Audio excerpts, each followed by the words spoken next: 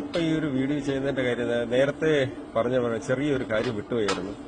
എന്താണെന്ന് വെച്ചാല് ഇത് ഞങ്ങളുടെ കൂടെ വർക്ക് ചെയ്യുന്ന ആളല്ല, ഞങ്ങളുമായിട്ട് ഒരുമിച്ച് വർക്ക് ചെയ്യുന്ന, ഞങ്ങളുടെ പ്രൊഡക്ഷനിൽ വർക്ക് ചെയ്യുന്ന ഒരാളെ അല്ല ഈ ഒരു സാഹചര്യത്തിൽ ഷോക്കേറ്റ് മരണപ്പെട്ടത്.